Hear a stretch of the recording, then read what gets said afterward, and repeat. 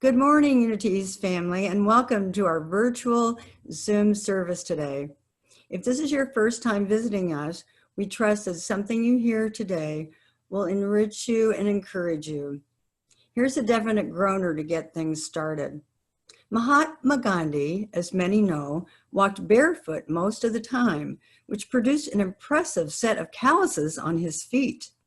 He also ate very little, which made him rather frail. And with this odd diet, he suffered from bad breath. This made him a super calloused, fragile mystic hexed by halitosis. I warned you. Reverend Norm, beloved Course in Miracles Zoom study facilitator, is asking for our prayers for his mother, Shirley, who is in the hospital. Let us take a moment now to remember Shirley and Norm and his family and all others whom we are praying for.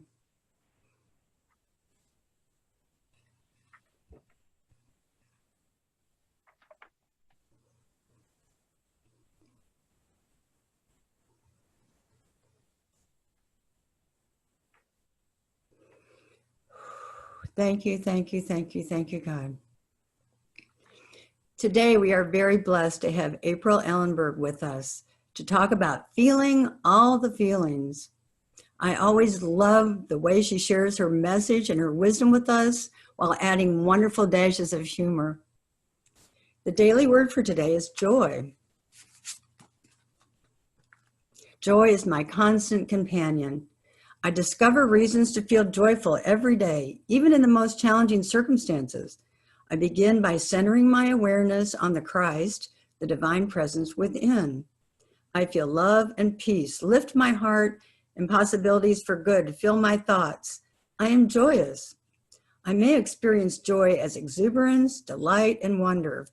Joy may also come quietly as the peaceful assurance of God's presence wherever I am, whatever I'm doing. My awareness of joy brings a glow to even the most ordinary day.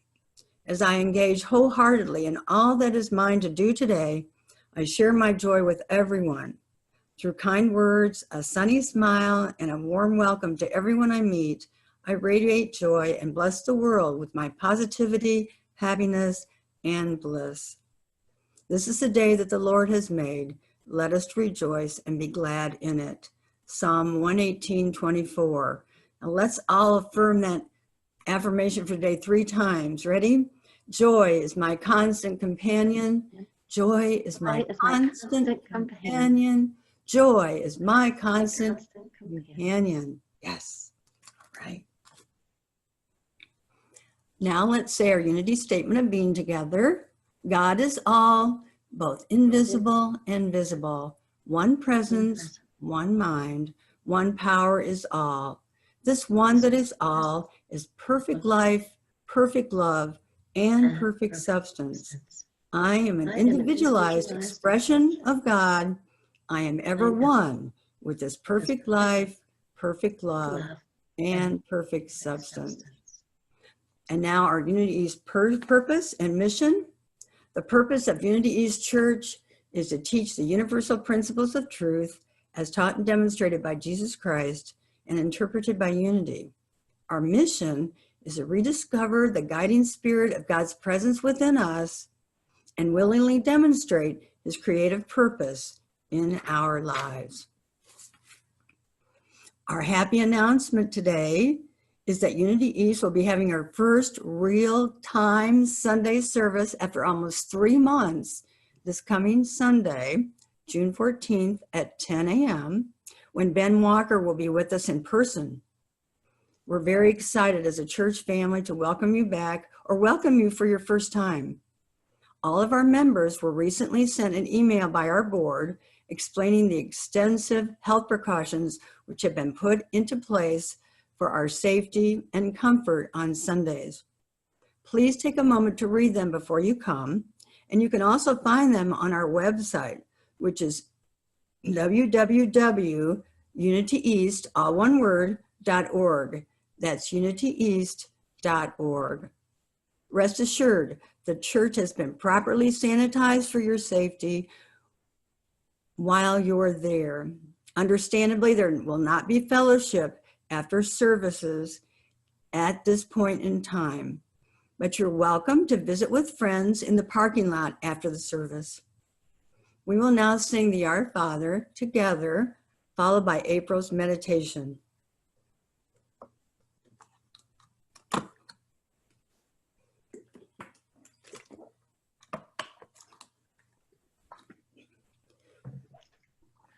Our Father, which art in heaven, hallowed be thy name.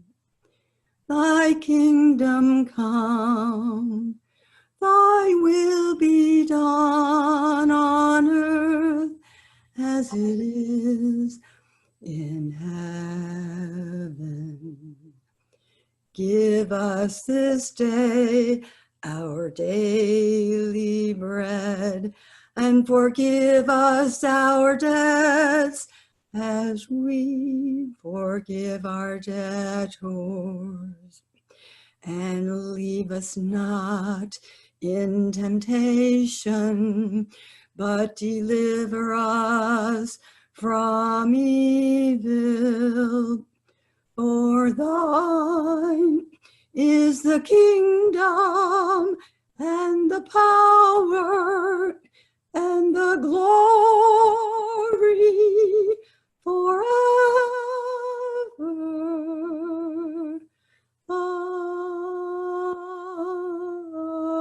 Amen.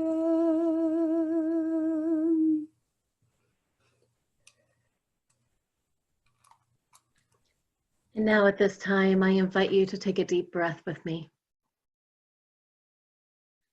And allow yourself really to take in the words that were just sung so beautifully.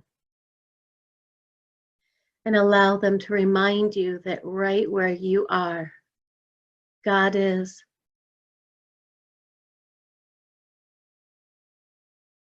I invite you to picture in your mind's eye, your heart space, the place where you connect in meditation, in prayer, with the Christ within. Picture in that space this bright light that radiates from the center of your heart in all directions, far beyond your reach. Imagine with every breath that you take, you inhale love and you exhale gratitude. As you inhale love, imagine that love filling you from your toes all the way up to your head, spreading that light throughout you. And as you exhale, imagine that light reaching all across not only the world that you know, but around the globe, out into the universe.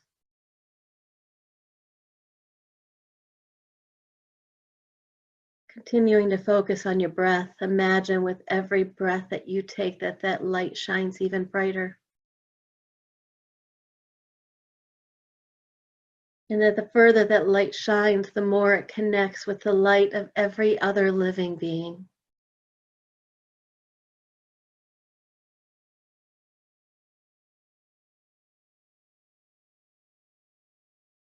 As we spend just these few moments in silence, allow yourself to feel the presence of God right here within us.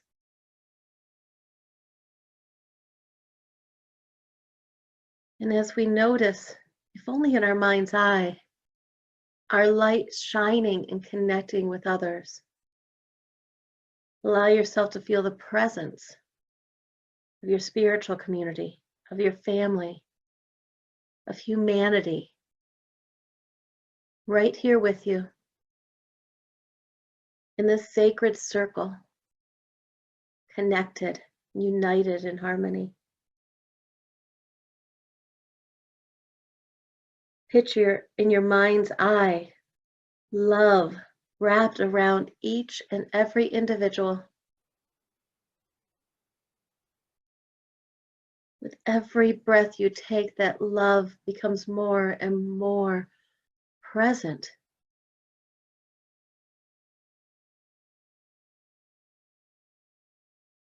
And as we begin to bring that light back to us,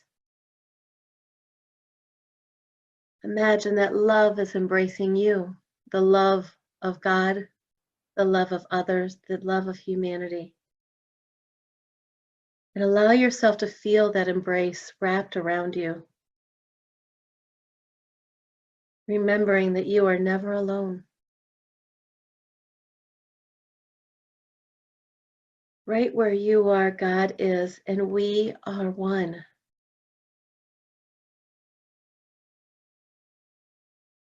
Allow yourself to be swaddled in that love, comforted and cradled.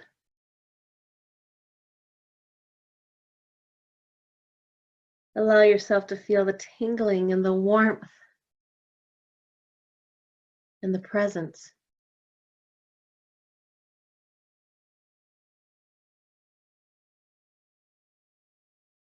And as you bring your attention back to your heart space, allow yourself to store this journey in the memory of your heart so that you can return to it anytime you ever forget. And anytime that you turn your attention to your heart space, you will feel that connection of light and love with all that is. And in that moment, anytime you ever forget, your memory of wholeness, your memory of connection will be returned. And in an instant, you will be reminded that God is everywhere present and always with you.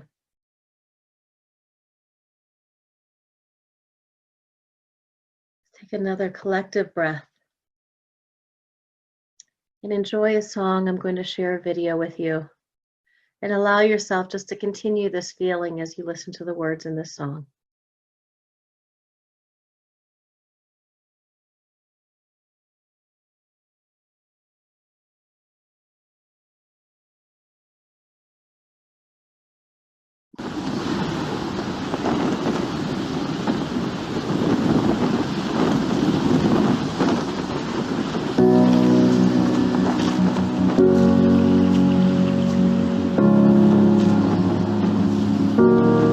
You are not hidden. There's never been a moment you were forgotten. You are not hopeless. Though you have been broken, your innocence stolen.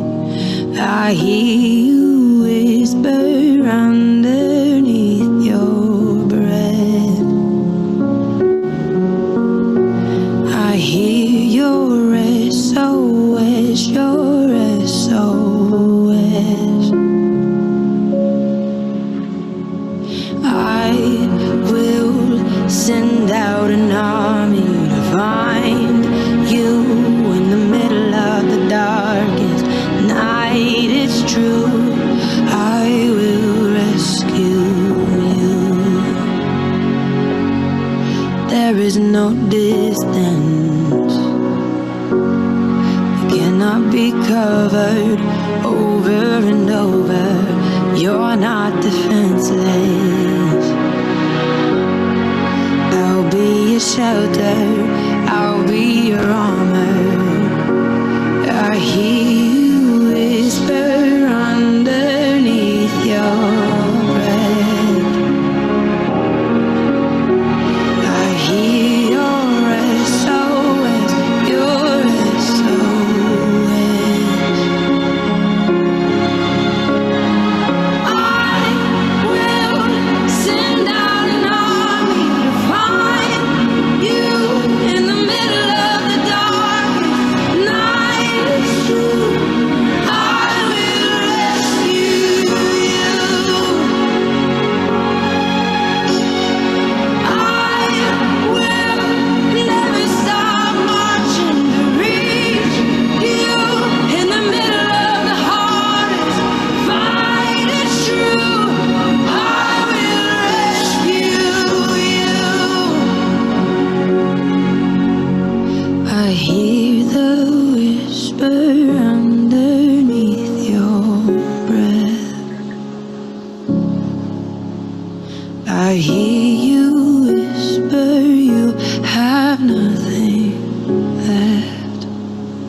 I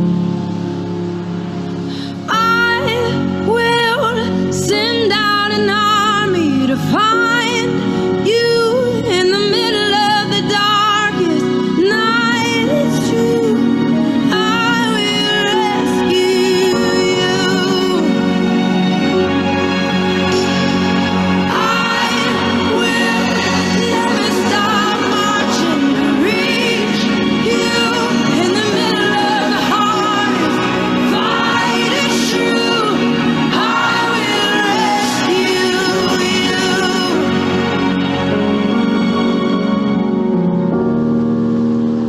Oh, I will rescue you.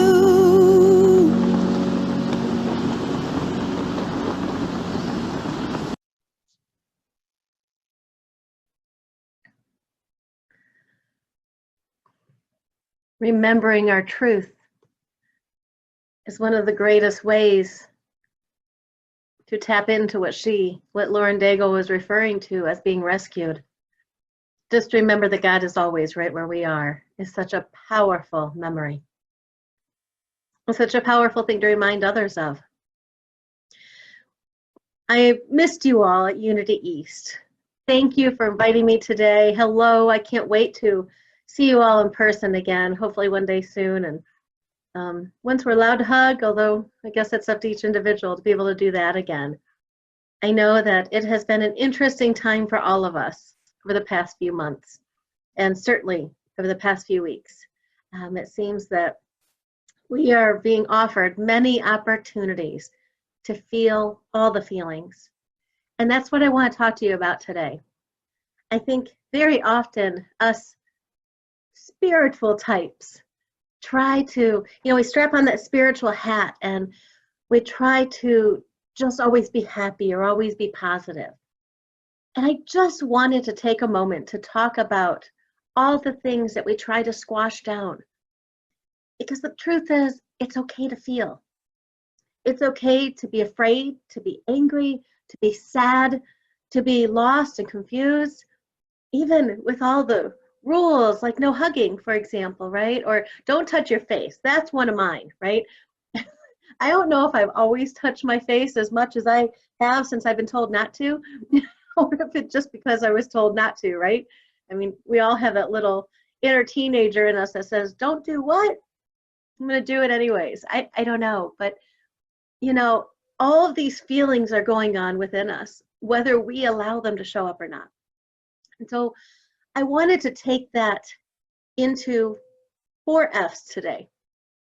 And no, not the F word that some of you may have been thinking. We're not going to talk about that one, although that may be one of the ways you've been feeling, just a little bit of whatever, right? And that's okay. But I want to talk about the feelings we're feeling. And I want to talk about where is our faith? What are we putting our faith in? And then I want to touch on forgiveness, which is a powerful word that can seem impossible at times, right? And finally, I want to talk about our focus and where we're putting it. Where are we putting our faith? What are we focusing on? And are we allowing ourselves to simply be human? Because all those feelings you may or may not be feeling, and I say may not be because I know I have 2 friends in particular that are like, yeah, I'm an introvert. I don't go out much. This is cool. Nobody expects to see me. No longer under pressure. But I'll tell you, even those 2 in particular in my life, I said, all right, I'm feeling it. Energetically, I think we're all feeling all the feelings, right? And the thing is the key is not to use our spiritual toolbox to not feel. Our spiritual toolbox is there so that we can process the feelings. Rather than squash it down and hide it and try to put on a happy face. We've been wearing masks long before we had to wear masks because we try to hide how we're really feeling. And so we wear these, metaphorical masks all the time. But I want you to take a moment today, this week, and really look at how you're feeling. There's, with the program, Nonviolent Communication, I say program because there's Marshall Rosenberg has written a book, fabulous book, highly recommend it, on nonviolent communication. But there's also programs and trainings and videos you can watch. Really recommend it. And what he does as a part of this program is he introduces what they call the dance floor. And the dance floor is really stepping back. What it teaches you to do is to step back and take a look like, okay, I am standing on this square. What is the square right now? Is this square where I'm in that phase of judgment and blaming? Okay, maybe I'm on the next square. Am I on the square of observation? That's a beautiful one for me. And that's, I guess, the square I'm inviting you to right now. Are you on the square where you're like, it seems I'm reacting. I'm just in my feelings, right? I'm in my story right now. And sometimes we don't even know what it is. I don't know about you, but since we've been, staying at home, I've been working at home, very busy working at home, staying on a lot of different Zoom calls to keep connected with my spiritual family and the youth ministry. We're still keeping in touch. And there are days without any, I guess, at the forefront of my mind, any real causes, where I'm just in a funk and I don't like it. But I observe it rather than just walking around all day barking at people. I say barking because the only one I live with is the cat, which is funny. He'd look at me like I'm nuts. Probably already has over the past few months if I barked at him, right? But I could just be in that funk, or I could observe it and go, whoa, all right, this is how I'm feeling. And what if it's okay? Even throughout the scriptures, we see so many, the apostles and even Jesus feeling these different things, these moments where we feel this is unjust, this isn't okay, I don't like this. It's okay. On the dance floor, some of the other steps that Marshall Rosenberg talks about in the nonviolent communication teachings, it might be that you look down and you're okay. I'm fully feeling and sensing what I'm feeling, and I'm okay with it. I'm not in the judging, blaming. I'm beyond the observing, but now I'm just okay with the feeling. But then the next step is, what do I need? What do I need in this moment? And that's the part that when we squash the feelings, we don't often take a look at what we need. And self-care, I think, is more critical right now than maybe it ever has been before. And only by looking at how we're feeling and what's going on within us can we truly know what we need. And then the next step is to request it. Maybe it's something we request of others. Maybe it's an action we have to take ourselves. But only by really looking, really look down. It's almost like looking, where are your feet planted right now, right? One of my favorite quotes I used to have on my computer, it said, look at your feet. If you don't like where you're standing, move. And it's not always that easy with feelings. But once you observe them and understand where you're at, then you can figure out what you need to do with them, right? And so I just invite you to really allow yourself to feel the feelings this week. Know that it's safe to feel the feelings. Now, they may not be feelings that you should react on, but maybe they do require action or just acknowledging. One of the most powerful tools that I have found with feelings is to journal. Write it out. And what's amazing to me is often when you write it out, you look on that piece of paper and there's stuff there that you didn't even realize was there, or maybe it's just stronger than you realized. And if you really want to take it to the next level, write it with your non-dominant hand. Wow, how freeing that can be. So give yourself permission, when it's safe, to take off that mask that says you always have to put on a happy face.